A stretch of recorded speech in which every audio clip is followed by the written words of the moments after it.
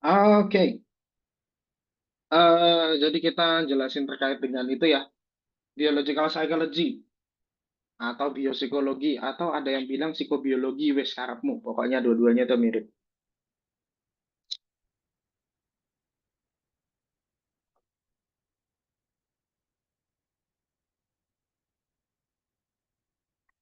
Ada yang bilang sebagai psychological biology atau biological psychology, tapi yang paling lazim ditemui itu sebagai biological psychology, psikologi yang dia basisnya itu adalah biologi, kayak begitu. Jadi artinya apa? Ya perilaku manusia dijelaskan pakai apapun yang ada di tubuhnya manusia atau faktor-faktor biologisnya, kayak begitu. Ini adalah aliran yang mengkaji psikologi dengan pendekatan biologi dan mengkaji anatomi dan neuroanatomi manusia. Anatomi kan berarti organ tubuhnya kayak gimana. Kalau neuroanatomi ya pakai sarafnya. Dalam kaitannya dengan mempelajari psikologi. Dia mencoba memahami bagaimana proses biologis kita itu mempengaruhi apa yang sudah kita lakukan. Gitu. Kayaknya ada deh. Dulu tokoh psikologi yang ngomong kayak begini. Siapa ya? Ya nanti di halaman-halaman selanjutnya. Oke, dia itu banyak berasal dari dasar biologi, fisiologi, filsafat, teori evolusi ya, evolutionary biology gitu ya, dan juga Gestalt. Jadi ketika saya bilang Gestalt itu dia masuk ke aliran lain, nah ini salah satunya masuk aliran psikobiologi ini. Dan dia banyak dimulai dari biologi evolusioner gitu. Banyak membahas aliran psikologi lainnya dan bahkan aliran ini dia mampu menemukan kebenaran aliran sebelumnya dengan penjelasan nah itu biologi. Wes nak kalau orang sakti kayak gimana lagi nih, udah sakti banget aliran ini. Oke, contoh topik bahasannya adalah, nih, pertama, manusia itu memiliki biological imprints dari lahir apa enggak? Jadi manusia itu perilakunya itu udah ada cetakannya apa belum dari lahir? Sehingga dia itu berperilaku atau merespon stimulus itu udah ada cetakannya enggak sih? Ada kesamaannya enggak sih? Gitu. Jadinya, ini sebetulnya manusia itu didesain enggak sih? Gitu loh. Oke, next. Manusia itu punya insting apa enggak? Kalau manusia itu punya insting itu di mana? Apakah di otaknya dia ataukah di mananya dia? Apakah itu proses belajar? Jadi orang kalau nggak belajar dia nggak punya insting. Atau orang itu nggak usah belajar aja dia punya insting. Nah, wis. Oke, lalu seberapa besar pengaruh otak dan saraf dalam perilaku kita? Oke, spoiler, gede, gede banget. Kalau otak kita kenapa-napa, perilaku kita bakal kenapa-napa juga apa enggak? Oke, next. Manusia itu bebas atau enggak sih? Nah, ini matang nih kita baru belum lama ini bahas humanistik. Humanistik bilang manusia itu bebas. Nah, di sini manusia itu bebas apa enggak? Lalu apakah manusia itu jiwa dan tubuh? Jadi mind body dualism ataukah tubuh saja monism? Jadi apakah dia itu ikut Descartes atau ikut Newton gitu ya? Oke. Dari bahasan tadi ini udah jelas banget bahwa orang yang awal-awal udah ngomongin biopsikologi padahal alirannya itu belum ada. Itu pertama adalah William James, tokoh fungsionalisme. Lalu adalah Charles Darwin yang itu dia adalah tokoh ya psikologi behavior maaf maaf biologi evolusioner yang dia mencetuskan teori evolusi.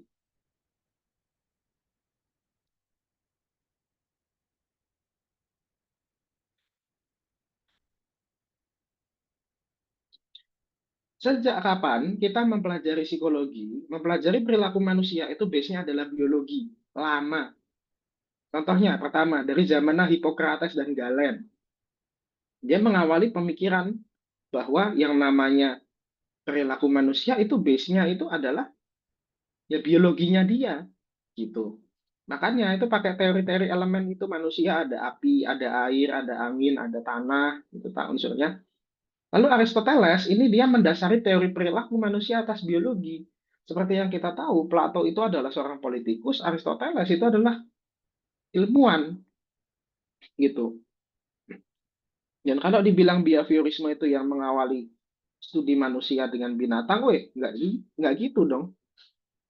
Yang pertama melakukan komparasi manusia dengan binatang itu Aristoteles, kalau dari sejarah ya, di buku ini, di buku rujukan saya, atau di sejarahnya psikologi. Entah kalau misalnya ada yang bisa mendebat itu dengan bukti yang lain ya setahu saya ada juga selain Aristoteles.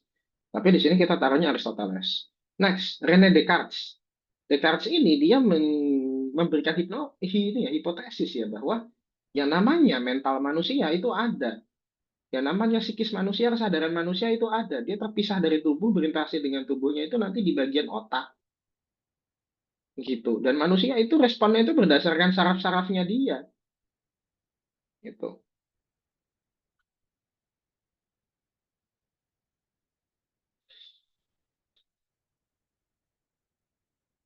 Lalu Weber, Fechner dan Helmholtz.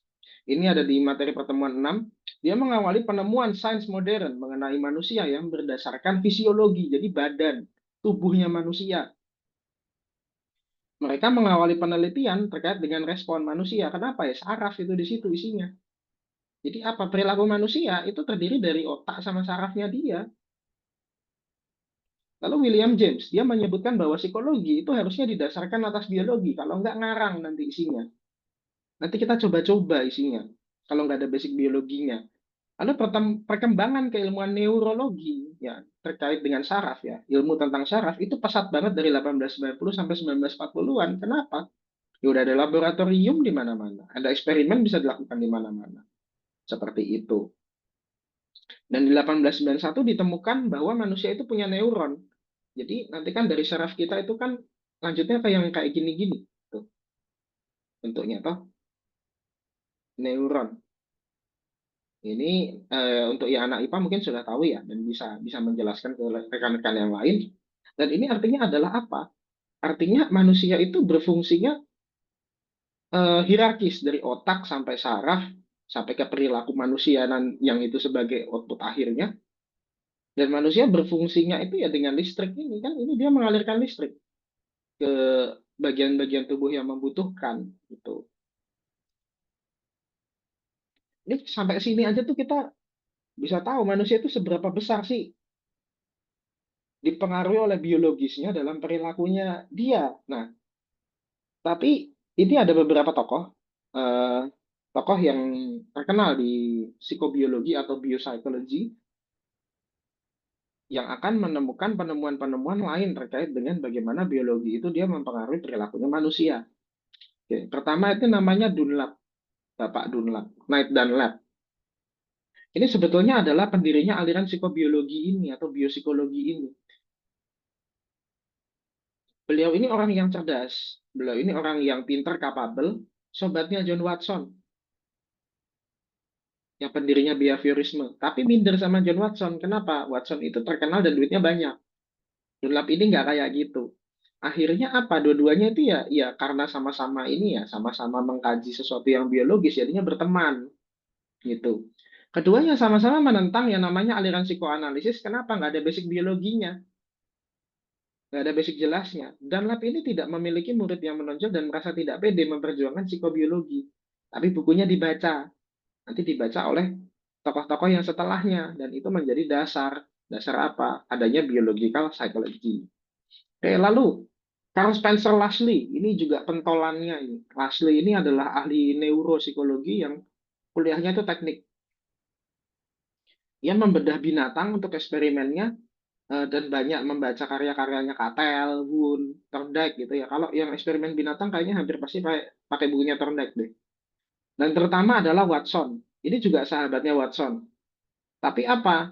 Tapi setelah dia baca karya-karyanya Gestalt, dia beralih ke aliran baru ini, ke biopsikologi ini atau psikobiologi ini.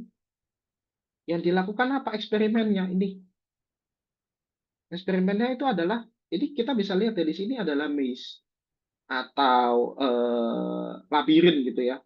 Ini tikus itu disuruh masuk sini, dikeluarin di sini. Nah, itu kalau tikusnya itu normal, itu proses belajarnya ini ada di sini, gitu.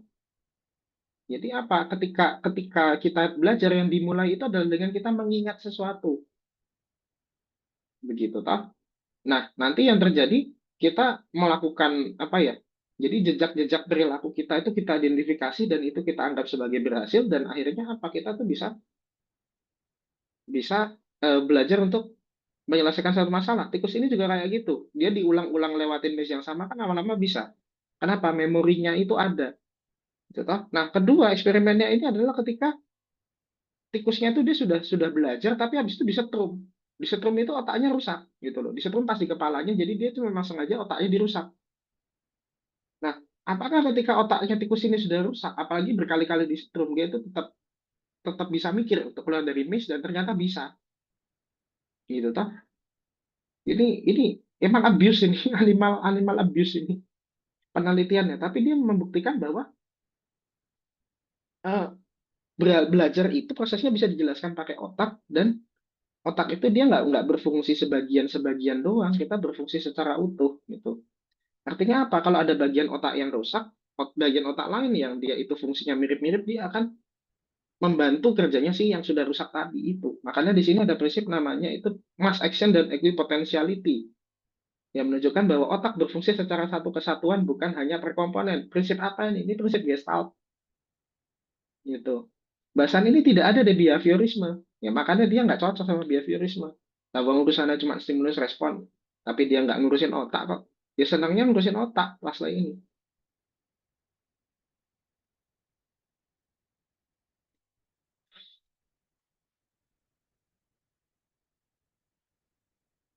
Nah, ini dua ini bukunya nakutin juga ya nih.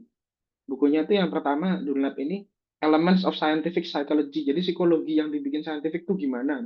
Ini walaupun orangnya agak minder, tapi bukunya bagus. Oke, lalu Constructing Scientific Psychology, gitu kan? Berarti dua orang ini concern bagaimana psikologi itu jadi ilmu yang saintifik, jadi ilmu yang kayak ilmu alam. Gitu. Tuh, ini juga dia mengidentifikasi otak-otak itu bagiannya itu dari mana gitu ya.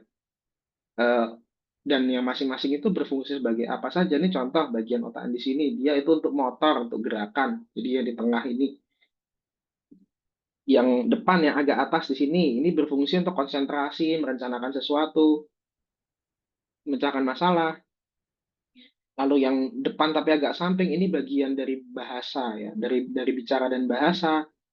Ini indera penciuman, ini pendengaran, ini sentuhan dan tekanan, ini ngurusin rasa, ini rasa makanan dan minuman. Ini terkait dengan kesadaran tubuh. Ini bahasa dan ini terkait juga dengan membaca. Jadi bahasa dan membaca itu bagian otaknya relatif ini ya, relatif berdekatan gitu ya. Lalu bagian vision ini malah paling belakang.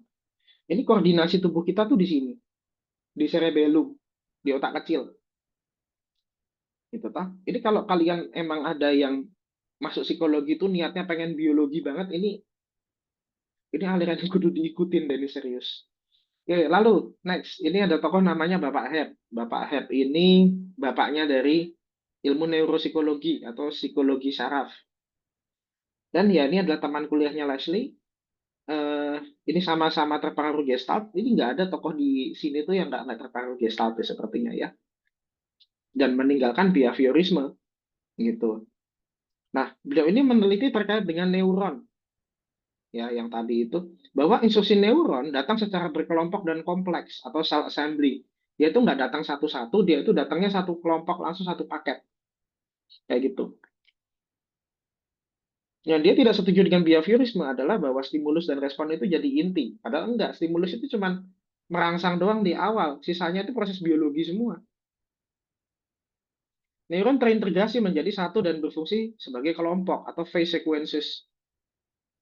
Nah, beliau ini meneliti perkembangan masa kanak-kanak adalah masa otak membentuk konsep, cara berpikir, dan persepsi. Jadi, eh, kapan anak itu dia belajar untuk bisa belajar ya, ya pas sedini mungkin kayak begitu dengan cara belajarnya masing-masing. Lalu ini The Organization of Behavior, a Neuropsychological Theory. Ini bukunya agak-agak apa ya? Kalau bisa dikatakan agak-agak merevisi yang dulu itu loh. Psychology as Behaviorist Sees It gitu. Jadi yang terkait kritiknya orang behaviorisme terhadap psikologi gitu. Nah, ini sendiri saya susah memahaminya gitu, tapi kalian tidak perlu, tidak wajib ya untuk mencoba memahami ini karena tidak saya jelaskan dalam presentasi ini. Tapi ini menunjukkan proses belajar yang itu dijelaskan dengan otak ya. Proses belajarnya tikus itu dijelaskan dengan otak, dan itu nanti menjadi sebuah memori atau kenangan atau itu disimpan, jadi kayak otak kita tuh kayak hard drive gitu loh. Kayak SSD, kayak flash disk gitu, dan proses belajar kita tuh ada di situ. Saat perilakunya untuk belajar itu. Jadi bukan cuma hasil informasinya doang. Tapi bagaimana kita belajar itu dijelaskan pakai engram ini, gitu. Saya coba pahami dulu, nanti saya jelasin di kelas. Oke, lalu Roger Wolcott Sperry. Ini kayaknya satu-satunya yang eksperimen yang nggak cuman hewan ya, tapi juga manusia. Tapi eksperimennya agak jahat sih. Nah, Sperry ini dia menemukan terkait dengan corpus callosum, atau dulu motivator itu suka pakai istilahnya, namanya adalah otak tengah. Jadi sebetulnya otak bagian kanan dan kiri kita itu kan ada penyambungnya, itu namanya corpus callosum. Itu kalau dipotong gimana? Jadi otak kiri sama kanan itu beraksi sendiri-sendiri, potong tengahnya gimana? Biar nggak bisa konsentrasi, nggak bisa komunikasi satu sama lain. Efeknya apa di kehidupan manusia? Kayak begitu. Kenapa itu dipotong? Karena dulu cara untuk menangani orang-orang dengan permasalahan psikologi yang serius, atau misalnya orang-orang yang dia itu gangguan waham secara berlebihan, itu dipotong tengahnya itu, korpus kalosumnya itu. Caranya gimana? Itu alat motongnya itu dimasukin lewat mata sini, lewat lubang air mata kamu ini untuk motong di otak tengahnya itu. Nakutin sih. Tapi efeknya apa ya kalau otak tengah itu dipotong gitu?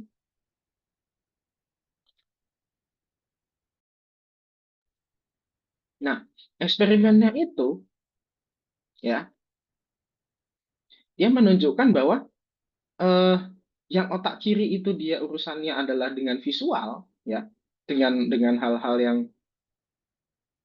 panca indera begitu toh. Dan lucunya ini di otak kanan kan kita otaknya itu ngilang ya. Jadi otak kanan itu ngontrol yang sebelah kiri, otak kiri itu ngontrol yang sebelah kanan. Nah, kalau untuk otak kirinya itu dia urusannya dengan hal-hal yang apa bisa kita katakan, hal-hal yang dia tertata, matematis, ini apa, nyata. Kalau ini kan hal-hal yang sifatnya abstrak gitu. Nah, ini eksperimennya, ini otak, korpus kalosumnya itu dipotong.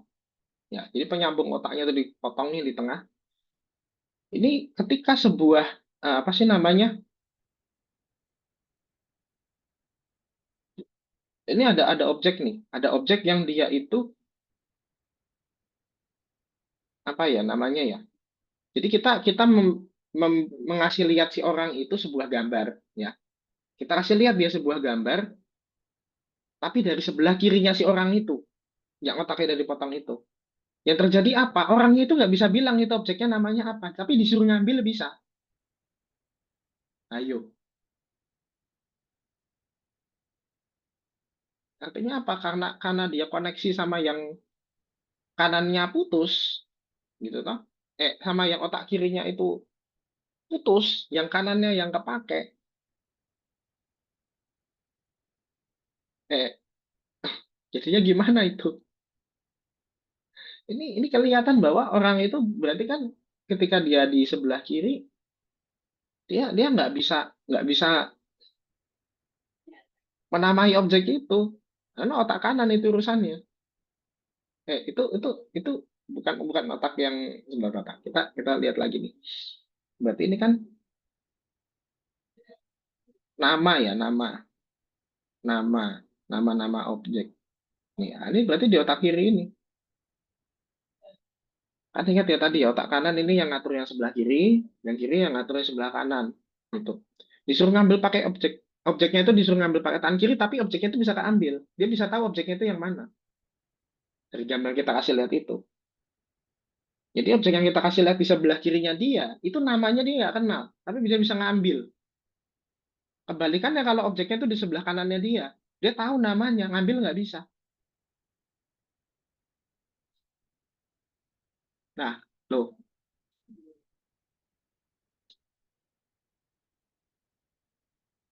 jadinya apa di sini?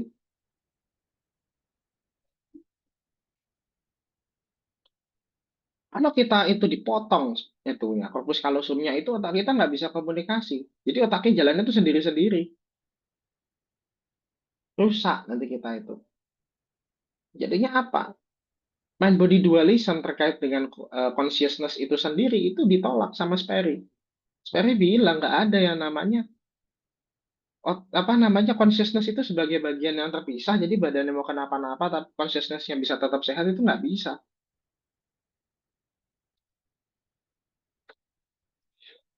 Jadi nggak ada yang namanya dualisme. Nggak ada yang namanya jiwa dan tubuh, nggak ada consciousness terpisah dari tubuh, itu nggak ada. Consciousness itu bagian dari tubuh. Itu topik bahasan biologi juga, menurut Sperry. Ayo. Dan Sperry ini penemuannya sejalan dengan yang lain-lain. Jadi yang nemuin hal ini tuh nggak sedikit. Jadi kalau otak kita kenapa-napa, ya psikis kita kenapa-napa. Nah, lalu apakah perilaku makhluk hidup itu instinktif? Jadi instingnya itu, ya itu sudah ada dari dulu dan itu adalah bagian dari gimana manusia bisa bertahan hidup. Dan apakah perilaku manusia itu sudah diprogram secara biologis? Ternyata iya. Ternyata apa? Kita tuh udah punya imprint perilaku gitu loh. Jadi bagaimana merespon sesuatu, bagaimana merespon sesuatu yang sifatnya menarik, bagaimana yang membahayakan, bagaimana yang menakutkan, bagaimana yang mengkhawatirkan, itu tuh udah ada di diri kita sendiri semua. Ini dijelaskan dalam etologi atau ilmu yang membahas terkait perilaku instingnya binatang. Dan ya tentu saja yang mengawali penelitian ini adalah Darwin gitu ya. Banyak ahli yang melakukan ini. Yang bisa saya rangkum ini pertama adalah Spalding. Spalding itu tentang ayam, Lawrence itu tentang bebek, dan Tim Berger ini tentang ikan. Jadi artinya gimana? Manusia ini ayam segitu banyak, ya cara meresponnya itu bisa sama semua. Punya insting yang sama semua, bebek yang segitu banyak perilakunya itu bisa instingtif semua, ikan segitu banyak perilakunya instingtif semua, walaupun dia terpisah dari kelompoknya. Nah, loh. Nah, ini Spalding ini menemukan bahwa perilaku manusia itu sudah ada cetakannya di dalam tubuh biologis kita. Jadi kalau manusia itu perilakunya sudah ada imprintnya, sudah ada tata laksananya di dalam tubuh kita tuh bebas sama enggak? Kami bingungkan ini. Oke, lalu innate atau imprinted behavior ini didirikan oleh Wilson, ya. Wilson ini sendiri adalah muridnya Lawrence yang tadi meneliti bebek, yang ini fotonya lagi kecak sama bebek, lagi main air sama bebek ini. Dia mengembangkan sendiri namanya pendekatan sosiobiologi atau biologi yang sebagai dasarnya perilaku sosial kita. Perilaku sosial kita itu dasarnya biologi. Dia termasuk aliran neo-Darwinism atau social Darwinism.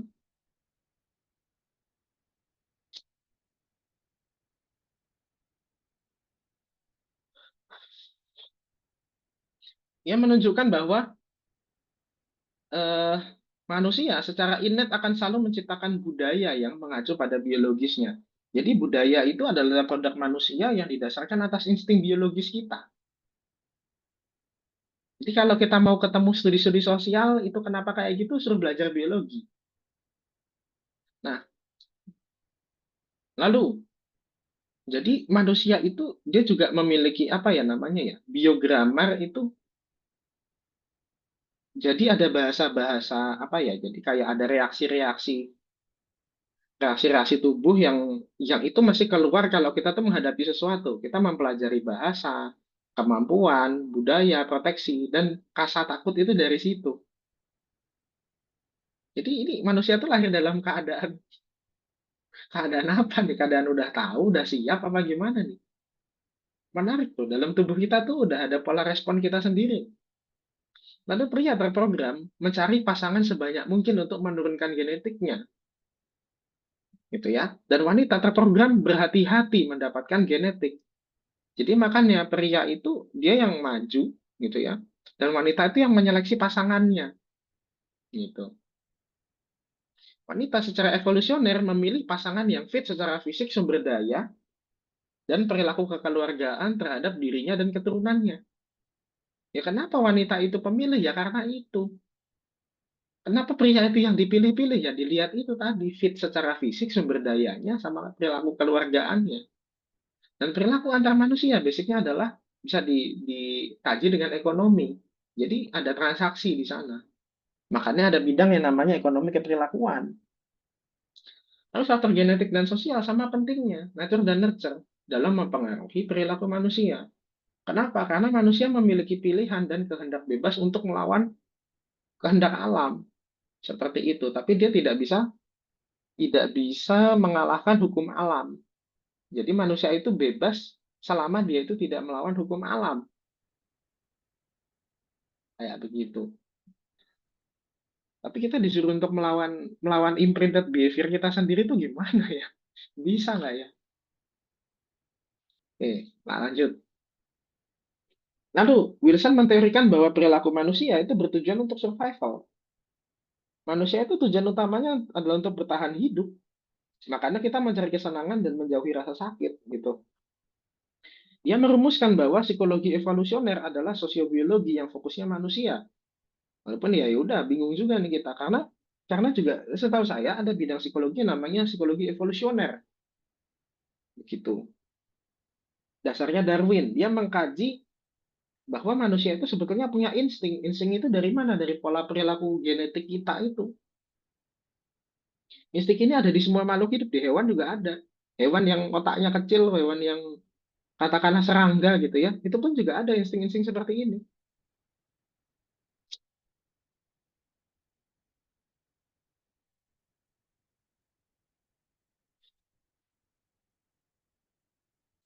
Oke, lalu behavioral genetik.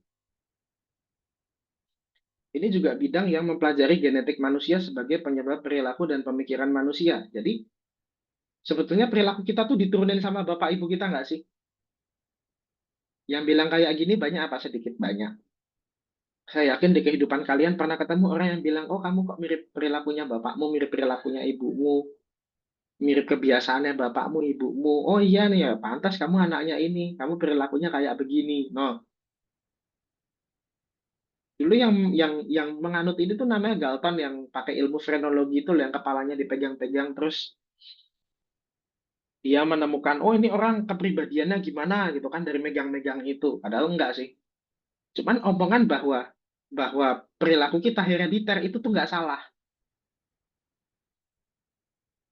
Contoh paling bagusnya gimana? Dari orang kembar. Nah, mungkin ini agak susah ya untuk yang IPS, tapi orang kembar itu ada yang dia itu dari satu sel telur yang sama, ada yang dari dua sel telur yang berbeda, gitu, oke?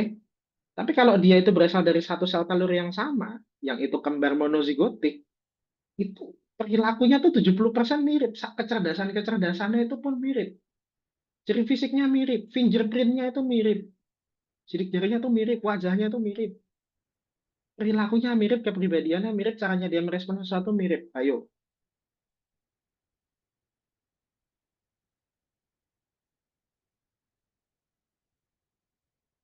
bingung toh?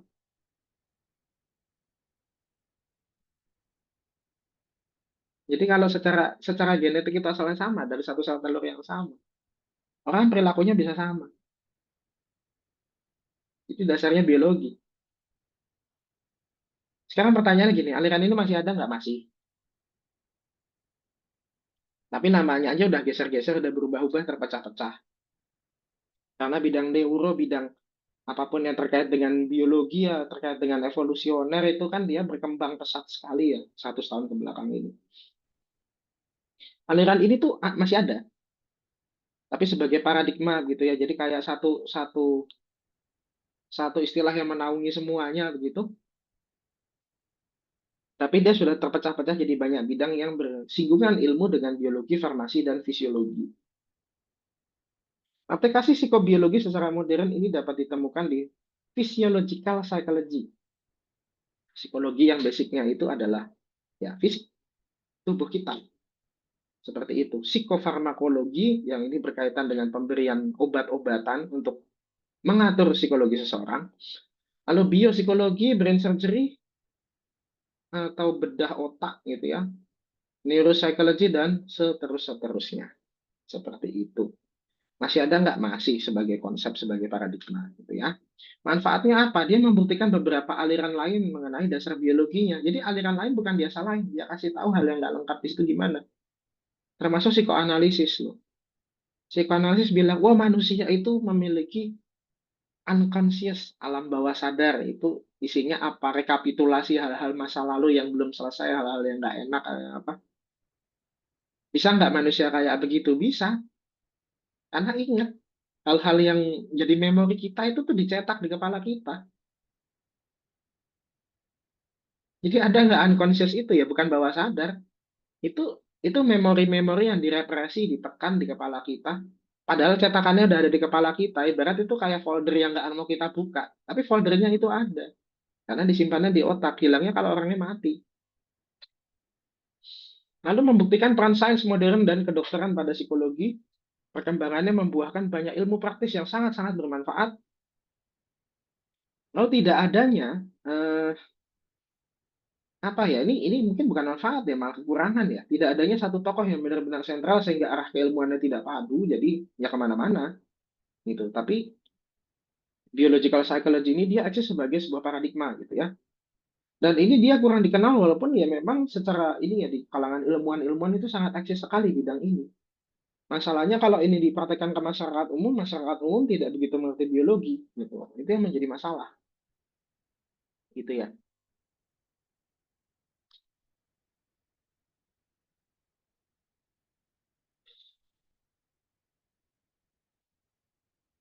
Sebagai dua aliran yang mirip gitu ya. Psikobiologi dan kognitif, kesamaannya apa? Penekanan kuat terhadap otak dan fungsi saraf, hormon dan perilaku, pemrosesan memori, persepsi, atensi, memori dan bahasa. Dia berbagi topik bahasan tapi dengan pendekatan yang beda. Semuanya bisa menjelaskan ini. Keduanya menganut prinsip deterministik atau manusia itu ditentukan oleh sesuatu. Keduanya dipengaruhi Gestalt psychology dan tokoh-tokohnya berdekatan satu sama lain bahkan tukeran tokoh.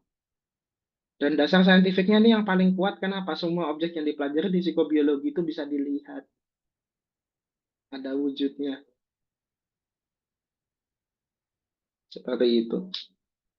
Bedanya di mana ya, kognitif itu dia abstrak, psikobiologi itu empirik, semuanya bisa dilihat. Kalau kognitivisme itu di prosesnya, di proses-proses kognitif, proses-proses pikiran manusia yang itu nggak ada wujudnya. Makanya kita melakukan simulasi kalau di kognitif. Entah itu kita menggunakan matematika, menggunakan ilmu komputer, dan seterusnya. Begitu. Dan determinan utamanya adalah proses kognitif. Jadi manusia itu perilakunya dipengaruhi oleh proses berpikirnya yang nggak kita bisa lihat itu. Dan dia menggunakan pendekatan yang lebih lebih apa ya, maksudnya kayak ya walaupun dua-duanya bilang nature and nurture itu sama-sama penting ya, jadi alam dan lingkungan itu sama-sama penting. Nurture itu kan lingkungan, nature itu alam. Kognitif itu bilang bahwa proses-proses lingkungan, proses-proses kita mendapatkan informasi itu penting, lebih penting daripada proses yang ada di dalam diri kita yang alamiah gitu, yang biologis gitu. Kalau biopsikologi bilang enggak, sebaliknya proses biologis kita lebih penting daripada informasi-informasi dari luar. Kenapa? Kita ada punya imprintnya gitu. Determinan utamanya adalah proses biologi, lalu pendekatannya ini kalau biopsikologi banyak mengacu dari kedokteran gitu ya. Contoh genetik, anatomi, hormon dan fisiologi seperti itu. Ini pertanyaan dari kakak angkatan kalian, ada yang mau jawab? Serah, monggo silakan. Boleh di komen di bawah. Kalau bisa menjawab dengan baik, tak kasih nilai tambahan. Wes, pokoknya itu. Kita ketemu lagi di materi selanjutnya. Sampai ketemu.